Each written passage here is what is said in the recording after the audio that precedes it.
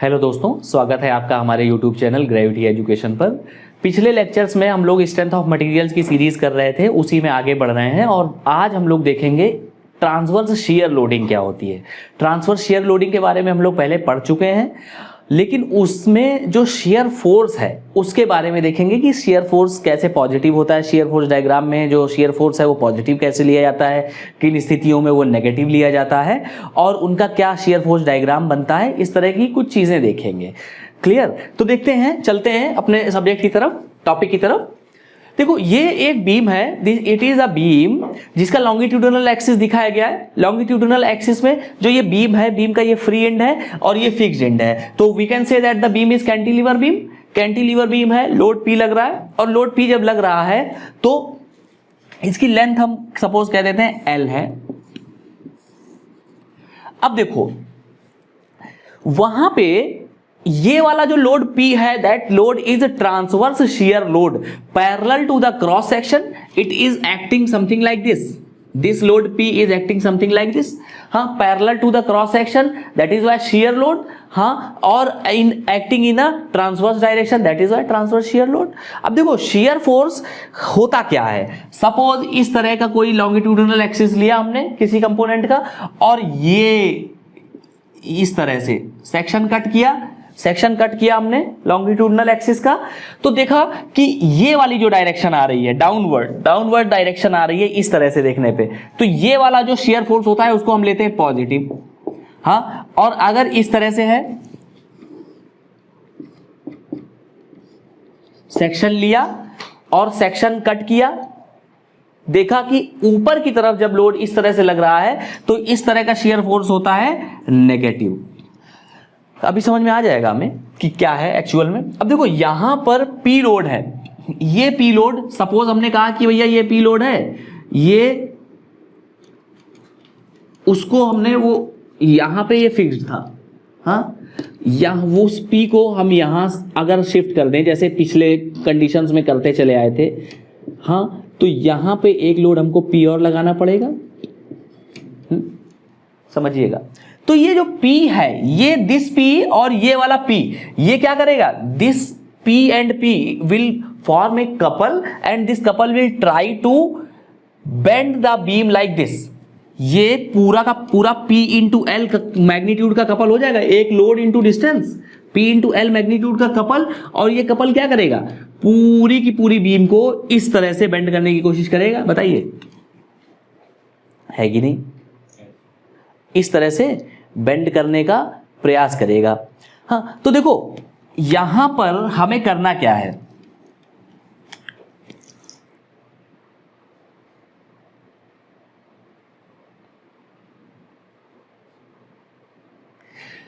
Shear force diagram पहले बनाना है component का कि शियर फोर्स डायग्राम क्या होगा। तो देखो, शियर फोर्स डायग्राम जो है वो इसके नीचे बनाया जाएगा बिल्कुल एग्जैक्ट, और सेक्शन कट किया जाएगा।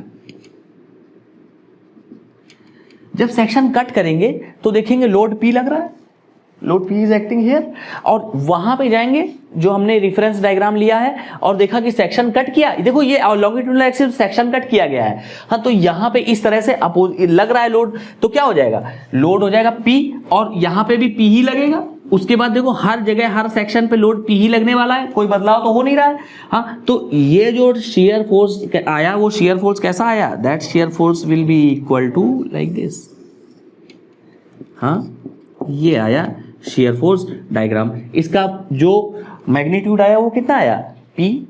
अब देखो, अगर हमें bending moment diagram, bending moment के बारे में बात करनी है, तो देखो शियर फोर्स तो कैसा आया, हमने x डिस्टेंस पे एक सेक्शन कट किया था और कहा shear force at x is equal to कितना, प्लस P, और shear force at x is equal to 0 पे भी कितना है, प्लस P, और shear force at x is equal to L पे भी कितना है, प्लस P। एक बात हो गई। इसके बाद बेंडिंग मोमेंट के बारे में बात करते हैं। तो बेंडिंग मोमेंट के लिए भी हमने क्या किया, सेक्शन कट किया। जब हमने सेक्शन कट किया तो देखा कि बेंडिंग मोमेंट, या इसको m से डिनोट करते हैं, m at x is equal to देखो ये जो लोड P है, this load P will try to bend beam in negative sense, negative hogging कराएगा कि नहीं कराएगा लोड P। देखो P लोड ये लग रहा है बीम पे, इट इज समथिंग लाइक ऐसा है कुछ, जैसे सपोज ये बीम है तो ये जो P लोड है ये ऊपर से यहां लग रहा है, तो जैसे ये यहां लगा उसने क्या किया, बीम को हॉगिंग कर दिया, हाँ नेगेटिव बेंडिंग हो गई। तो एक बात तो समझ में आई, बेंडिंग नेगेटिव है, तो m at x is equal to negative और कितना माइनस p इंटू एक्स, बताइए। तो moment, bending moment at x is equal to 0 पे कितना हो गया, 0 हो गया, और bending moment at x is equal to l पे कितना हो गया, माइनस p इंटू l हो गया। l स्मॉल है तो इसको स्मॉल से डिनोट कर दो, माइनस p इंटू l हो गया। ठीक बात है। अब देखते हैं यहां पर हमने क्या किया, हमने बेंडिंग मोमेंट डायग्राम ड्रॉ किया, देखा p एक्स पे जो बेंडिंग मोमेंट है वो कितना है, 0, और जो मोमेंट का जो वेरिएशन है विद रेस्पेक्ट टू x वो कैसा है, x की पावर 1 है। मोमेंट वेरी जो कर रहा है वो x की पावर 1 पे कर रहा है, और x की power 1 y is equal to mx format है, लीनियर फॉर्मेट है, मतलब लाइन का फॉर्म जो है वो डेवलप हो रहा है, और x is equal to l पे कितना आया, माइनस pl। माइनस का मतलब हो गया जो ये हमने रिफरेंस एक्सिस ली है वहां से हम कहां चले गए, नीचे चले गए, माइनस pl, और यहां पे कितना हो गया, 0 हो गया। अब ये जो लोड है ये इस तरह से लीनियर वेरिएशन बन गया। अगर हम कहें भैया यहां पे कितना लोड लगेगा, कितना बेंडिंग मोमेंट आएगा, तो आप कह देंगे कि sir bending moment will equal to minus p into x, हाँ लीनियर वेरिएशन हो गया। और कैसा है ये, नेगेटिव डायरेक्शन में जा रहा है, नेगेटिव बेंडिंग है। तो ये जो है शियर फोर्स डायग्राम हमने बना लिया है। एक बात और जान लेते हैं कि जो बेंडिंग मोमेंट है, एक फार्मूला है, कभी इंजीनियरिंग मैकेनिक्स जब पढ़ेंगे तो वहां पे हम डिराइव भी करेंगे, और अगर नहीं भी डिराइव करेंगे तो भी हमारा काम चल जाएगा। shear force F is equal to dm by dx, rate of change of bending moment with respect to x। मतलब क्या हुआ कि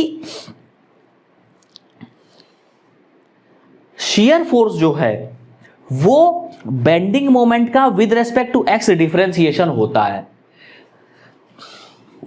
बहुत इंपॉर्टेंट फॉर्मूला है, थोड़ी सी इस पे बात करते हैं अभी। देखो हमेशा शियर फोर्स की जो पावर होगी वो बेंडिंग मोमेंट की पावर से एक कम होगी। जैसे यहां पे बेंडिंग मोमेंट कितना है, एक्स की पावर 1 है, जबकि यहां पे शियर फोर्स है एक्स की पावर 0। बताइए, तो अगर मैं कहूं कि बेंडिंग मोमेंट जो m है उस बेंडिंग मोमेंट को हम क्या करें, डिफरेंशिएट कर दें विद रेस्पेक्ट टू x, और x पता है क्या है, x ये डिस्टेंस है जो क्रॉस सेक्शन से कट कर रहे हैं। तो अगर हम इसको डिफरेंशिएट कर दें तो क्या आने वाला है, p into x upon D by d x of, तो ये कितना आ जाएगा आपका, p आ जाएगा, माइनस p आ जाएगा मान लीजिए। तो वो एक्चुअली डायरेक्शन का कुछ इधर से वो x2 minus x1 upon magnitude का केवल देख लीजिए, F is equal to d m by d x हुआ। तो पावर जो है differentiation of x with respect to x कितना हो गया, 1 हो गया। तो यहां पे जो शियर फोर्स आएगा वो P आएगा। तो एक बात याद रखनी है कि जो बेंडिंग मोमेंट है उससे एक कम पावर हमेशा शियर फोर्स की होती है, और फॉर्मूला ये होता है। अगर हमको शियर फोर्स निकालना हो तो बेंडिंग मोमेंट को हम क्या कर दें, डिफरेंशिएट कर दें विद रेस्पेक्ट टू x।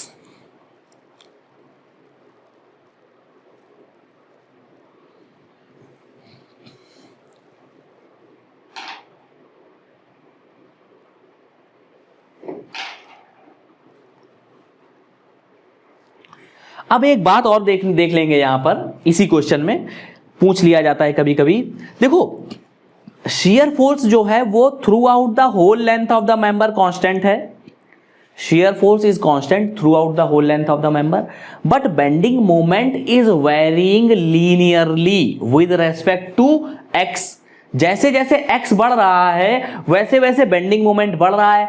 तो देखो यहां पे x 0 है, वहां पे बेंडिंग मोमेंट नहीं लग रहा है, 0 है, मतलब इस वाले सेक्शन में, इस वाले पॉइंट पे बेंडिंग मोमेंट बिल्कुल भी नहीं लग रहा है। लेकिन जब हम इस वाले सेक्शन पे आए, कहां से, कट करते हुए सेक्शन, तो धीरे धीरे बेंडिंग मोमेंट बढ़ता जा रहा है। और सबसे ज्यादा बेंडिंग मोमेंट कहां पे लग रहा है, इस वाले जो फिक्स्ड सेक्शन है या लास्ट आखिरी वाला सेक्शन है उस पे लग रहा है। तो अगर हमको इस तरह से बीम बनानी है तो क्या करें भाई, एक बात बताओ, यहां पे बेंडिंग मोमेंट कम है और धीरे धीरे बढ़ता जा रहा है, तो क्या करो, ऐसा कुछ कर दो बीम बनाने के लिए कि धीरे धीरे मटेरियल का यूज है वो ज्यादा कर दो, बीम बनेगी। लेकिन यहां पे मटेरियल ज्यादा हो जाए और यहां पे मटेरियल कम हो जाए। क्यों? क्योंकि this portion is subjected to less value of bending moment और यहां पे बेंडिंग मोमेंट मैक्सिमम है। तो ये वाला जो सेक्शन होना चाहिए ये बहुत स्ट्रांग होना चाहिए। अगर ये स्ट्रांग नहीं होगा तो क्या हो जाएगा, यहां से फेलियर हो जाएगा, और यहां से फेलियर हुआ तो क्या हो जाएगा, टाइटेनिक जहाज कभी टाइटेनिक मूवी देखी है? टाइटेनिक जहाज जब डूब रहा था तो उसमें क्या हुआ था, उसमें फेलियर हुआ था और इसी तरह का हुआ था, वो बीच से ब्रेक हुआ था, कैंटिलीवर बीम बन गया था कुछ देर के लिए। आप समझ रहे हैं? तो क्या है this critical cross section, this is what, critical cross section, कि लोड जहां पे सबसे ज्यादा लग रहा है वो cross section critical cross section होता है। और अगर हमने उस क्रॉस सेक्शन को फेल होने से बचा लिया तो बाकी जगहों पे तो लोड कम लग रहा था ना यार भाई। अगर हमने जहां पे सबसे ज्यादा लोड लग रहा है उस वाले सेक्शन को बना लिया बेहतरीन मजबूत, हाँ, तो बाकी वाले जो सेक्शन थे उनमें तो लोड कम लग रहा है तो वो तो ऑलरेडी सेफ हो जाएंगे। आप समझ पा रहे हैं बात?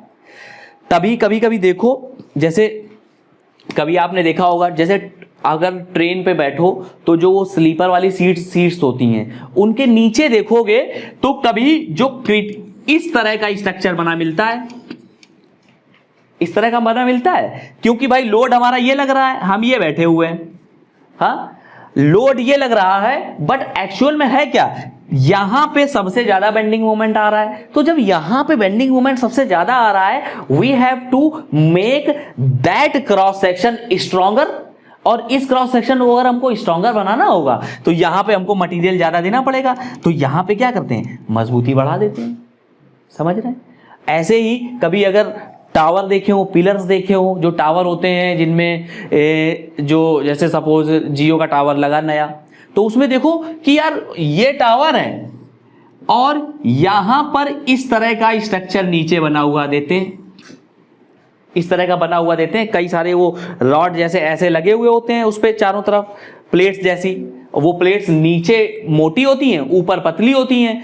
यार एक बात बताओ, ये है सपोज 40 फीट हाइट है इसकी टावर की, या 80 फीट हाइट है सपोज इस टावर की, तो 80 फीट हाइट पे जो एयर का थ्रस्ट है, एयर का थ्रस्ट है, यहां पर लोड आया भैया, एयर ने आंधी आई है, नॉर्मल एयर का थ्रस्ट है, तो क्या हुआ, यहां पे P इंटू लेंथ, मैक्सिमम जो बेंडिंग मोमेंट आया वो कहां पर आया, यहां पे बॉटम पे। और बॉटम क्या हो गया, critical cross section, bottom critical cross section हो गया, मतलब ये क्रिटिकल है यार, इसका हमको ध्यान रखना है। आईसीयू का नाम सुना है, आईसीयू, इंटेंसिव केयर यूनिट, हाँ, एक होता है, क्या होता है, हाँ, सीसीयू, क्रिटिकल केयर यूनिट। यहां पे जो क्रिटिकल के, यहां पे क्या होता है कि भैया बिल्कुल जो नहीं क्रिटिकल हो जाता है मामला, मतलब फेलियर से बचाना है हर तरह से पेशेंट को, तो पेशेंट को बचाना है तो कहां ले जाते हैं, क्रिटिकल केयर यूनिट में ले जाते हैं। आप समझ रहे हो? तो दैट इज व्हाट, यहां पे हमको क्या करना है, कंपोनेंट को बचाना है, तो ये वाला section is what, critical cross section. और क्रिटिकल क्रॉस सेक्शन में सबसे ज्यादा बेंडिंग मोमेंट आएगा, सबसे ज्यादा स्ट्रांग इसको बना दो, बाकी ऊपर वाले सब बचे रह जाएंगे मजबूती से। क्लियर? तो I think you are getting the feel, you are getting the insight of the concepts. अगर आप कॉन्सेप्ट जो है बेहतर, मतलब मजे से आपको समझ में आ रहा है, आप समझ पा रहे हो कि चीजें कैसे बनी हैं, क्या क्या हुआ है, अच्छा लग रहा होगा आपको। कुछ ना समझ में आए या कम समझ में आए तो कमेंट में बताइए, और अगर अच्छे से समझ में आ रहा है तो लाइक करिए, शेयर करिए, अपने साथियों को सब्सक्राइब करिए। और हमारे ग्रेविटी एजुकेशन के साथ बने रहने के लिए आपका बहुत बहुत धन्यवाद।